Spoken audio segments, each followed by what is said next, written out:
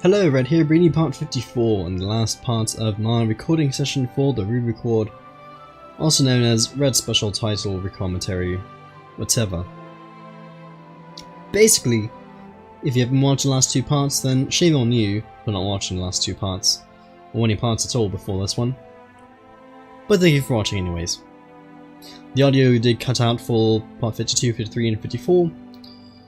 Well, cut in and out between it, and I don't think that you'd be really like to see something like that. So, basically, I'm now recording over it. But the Fractili faith is now growing. The Catholic faith itself is actually not doing so well for itself. The Fractili, I do believe, I did mention last part, that maybe because of the fact that the Fractili faith is growing and more, well, I say it's growing because it's my primary title, but since I think more authority for the Catholic faith is growing less, that's why all these heretic faiths are starting to spread. That's why Cathal, Waldistrian, Lollard, and of course Fractili is now growing. That may be it. I don't personally know the Catholicism's more authority at the moment. It may actually be a bit low. I don't really know how to check that, but that's probably why. More than I think about that. Yeah, probably. But also, though, I think about attacking Germany. The Germans aren't doing too well, especially since they're fighting another enemy group. And also, as I mentioned last part, you can get the Game Master trait, which does give you +1 martial. Oh no, +1 martial, 2 diplomacy. I thought it was the exact opposite. Yeah, getting Game Master's nearly almost as good as getting the Crusader trait. But getting a Crusader trait is very rare, because one, you have to be in a crusade, and two, you have to be leading a battle, which means you could die from it. And dying from battle is no fun, because that means you have to play as your heir, who may or may not be better than you. Regardless though, we're going to go attack Germany. I don't even know why I asked. Why they want to be vassalized, they would say no. But we want Poitou. It's good for provinces. It's all along the coast, so it makes it easier to transport these troops. As long as you hold the duchy title, you'll be able to get the duke basically on all the land, which means you can instantly raise up all the duke's men in one province at the sea where they have boats. Regardless though, we're going to go attack Catholicism when it's weakening, which I suspect we can pull off. Maybe I may not. I mean, I already know what's going to happen, but you don't. And you're going to have to watch the rest of the part to know.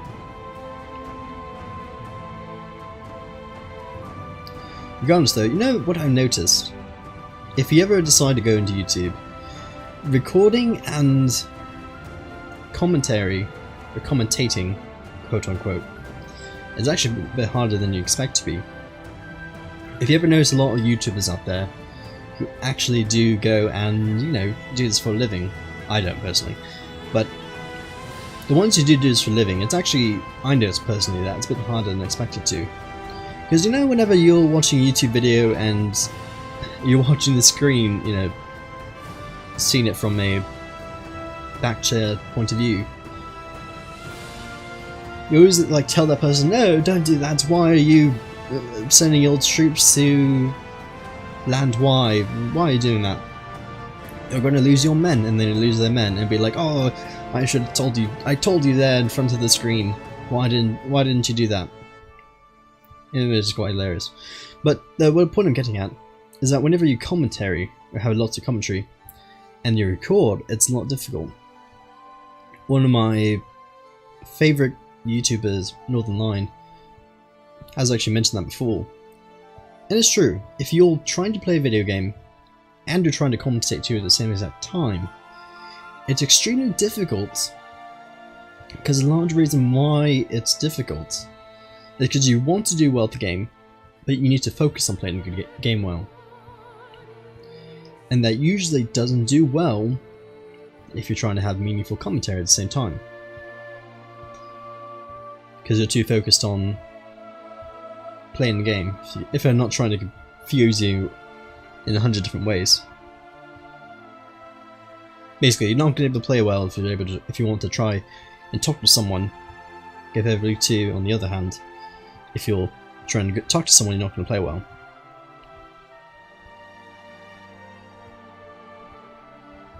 But just sitting here watching the game is a lot different. I can probably tell myself 100 million different things of what I should have done differently, but that won't change the outcome, sadly.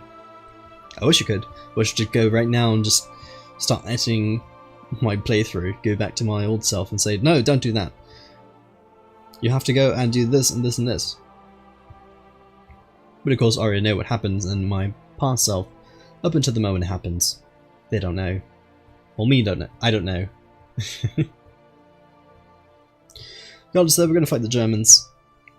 They only have 8,000 men. But what will end up happening, I mean it's no surprise, as you can probably tell by France, is that they're going to call in their Catholic brethren, and as you see they're already reinforcing their men. Unfortunately, since we did land from a boat, we do have a 50% morale penalty, so we're going to have to just cross our fingers and hopefully have it so we won't lose our men. Our daughter also is sick, and the competition did botch my daughter's treatment, which means, I mean, she didn't have her arm cut off, so I mean that's a plus. But it doesn't exactly help either because she could die. Actually, it could work. If she dies, then one of my brothers could take charge, but they might be a bit older than usual, so it may not work at all. But that usually does mean now that if I have a daughter running the show, that a lot of people will not like that in the realm. And also that was a very close battle. Only the left flank lasted, and they easily could have swayed to the other side.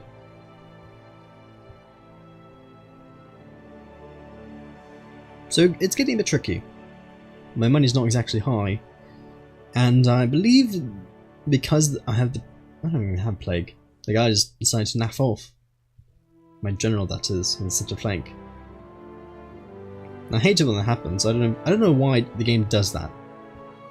It's really annoying, and there's nothing you can do about it. But we're going to go to attack Germany once more.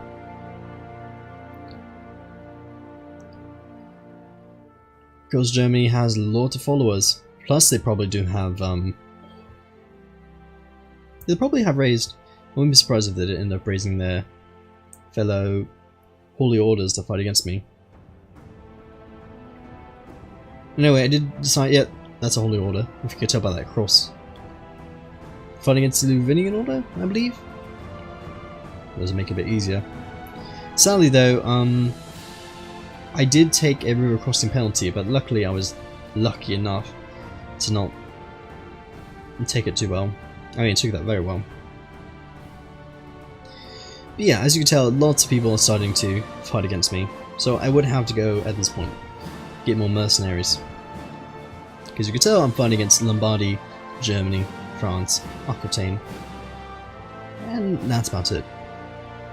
It probably would have been a bit more if it wasn't for the fact that Catholicism isn't doing too well for itself, especially since the Slavic religion is starting to grow a bit. But yeah, there's the 15,000 men. We're going to go run over to Rennes, because you really don't want to fight against that kind of numbers at this point in time.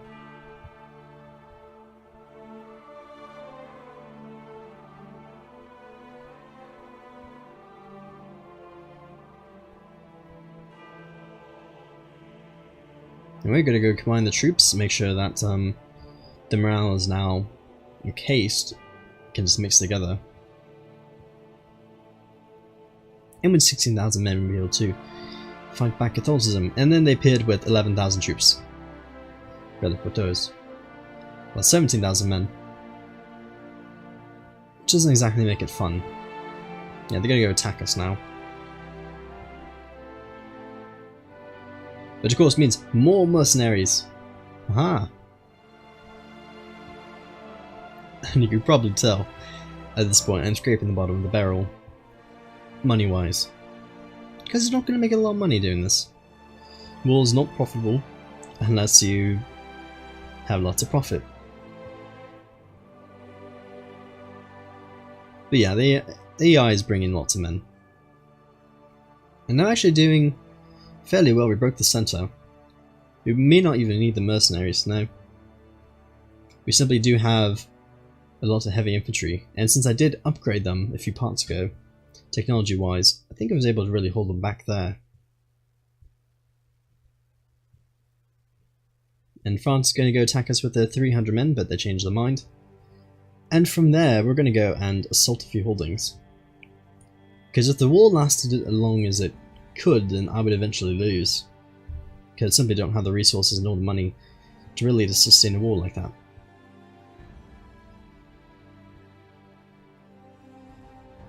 So we'll adopt some Marshall's ideas for 30 gold. I mean, I wouldn't want to. Like the same thing for the claim. But getting more, in long term, getting more technology is a lot better. Now it looks like the AI is really rallying a lot more troops, sadly. But hopefully we just won. And there we go, Batoy is now ours, 4 provinces. 4 very good provinces, mind you. And of course, we're standing down the troops, we really cannot afford them anymore. And as usual, we'll go and appoint Poitou with a few holy men, because I don't want to pay 50 gold per noble, even though statistically speaking nobles are a lot better than holy men, but of course they do cost money. Using just your piety, which I do get from holy relics, really offsets it. Plus, unless you're going to go reform your religion, piety is not that important. And there we go, lots of free men that we can use.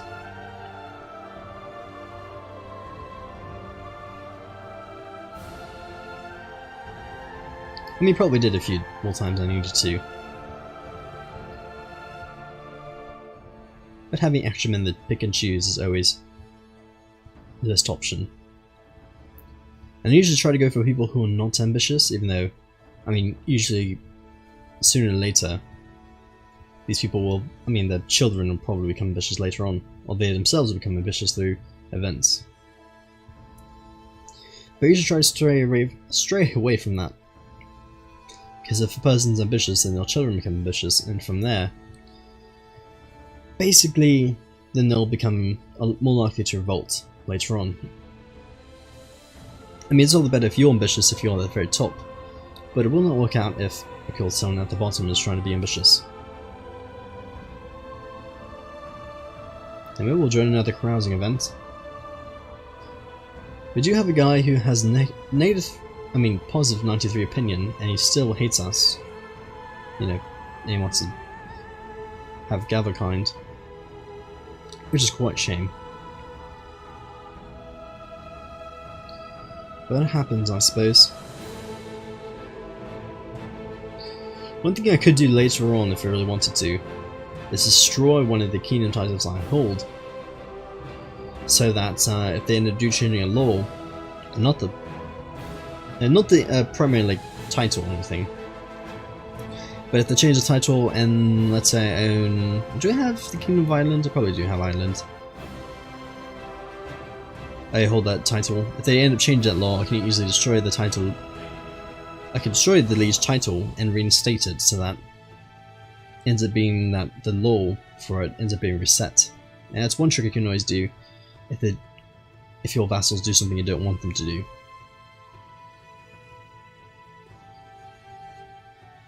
Regardless though, I am taking more parts of France, which France is fairly powerful in itself. I mean, a little bit powerful. Not as powerful as EU4, but it's still good land to take. And I can create the duchy. I mean, I can revoke the duchy.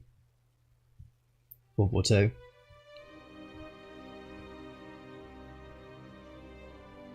If you can usurp it once Germany is done with their war. But it is slowly getting to the point where I may have to give away a kingdom title to someone else. Simply because my vassal limit's reaching its top.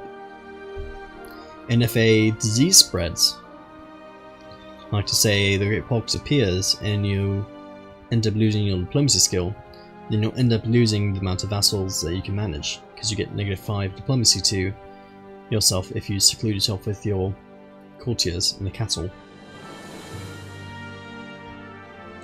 Anyways, I was thinking about attacking Aquitaine, but my troops are really not on par anymore, since we did lose a lot of men, and a lot of money too.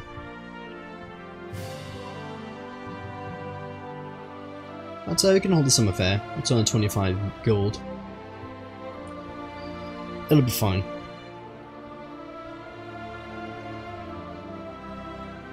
And we have some archery contest. I can become paranoid, which is not too bad, especially if you worried about people trying to kill you, but we'll not do that and actually just give money to the guy who won it instead.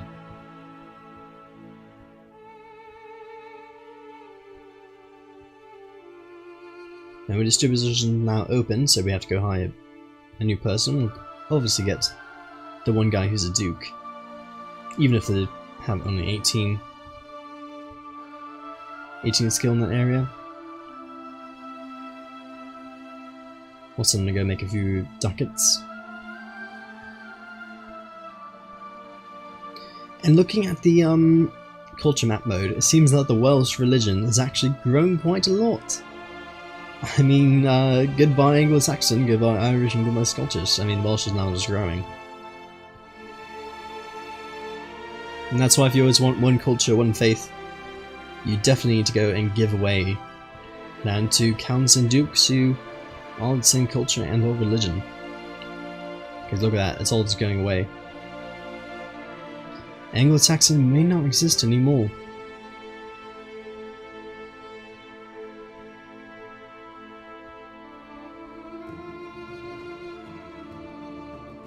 I'm sure that other cultures through those times to go away or doing well for itself too.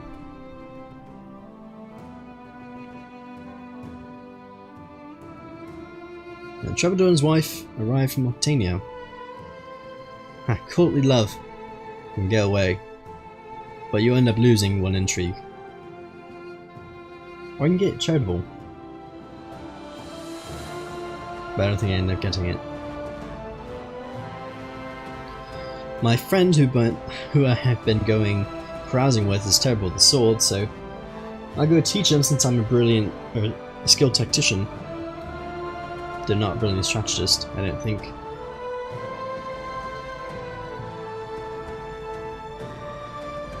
But yeah, I'm now an old man at age 50. I have a wife who's 53 years old. I could try to kill her, request another divorce, but it's not going to happen. So I may have to play as my daughter when my character dies. Which that'll be fairly interesting to see what's going to happen. I could create an anti-pope to the pope I installed. Install the anti-pope to the pope I made. That's wonderful. But last but not, my sister needs someone to marry. And if you never have someone you don't really know who to marry off, or you're too lazy to marry them off to someone else, just tell them that you'll find someone else for them. Wait like a year or two, they'll get upset that you haven't found anyone, and then I'll give that tiny button. Oops, you give them that tiny button at the very top that says I had just the person in mind, and then they'll automatically get married off to someone else. And that's how one way can just make them go away, and not have to deal with that. Unfortunately, since you are the primary, the primary holder for the top tier liege for your family tree, you have to always choose the marriages for them. Anyway, I did get that claim that was fairly expensive, but it's definitely worth it going attacking a single province count in Scandinavia. And when I did mention that we can go fight Scandinavia, now it's a chance. Because if we really want these Vikings to be gone, we're really going to have to be going to war against them. And that's maybe the plan for the next few parts. Unfortunately though, we are in a budget deficit, but at least for the next 4 months we'll just be in a deficit. to make like 30 ducats a month, it'll fairly go back. It will go back fairly quickly. But the next 2 parts will definitely be getting a lot more money, getting troops ready, and going to war against Scandinavia. Yes, he only has 2,000 men. That'll be fairly easy to take back. And it'd definitely be worth it. As long as we can curb the Germanic faith, it'd definitely be at our most interest. Regardless of that, that's the end of the part. I'll have to see you in the next episode when we decide what we're going to do next. As I'll see you then, and bye.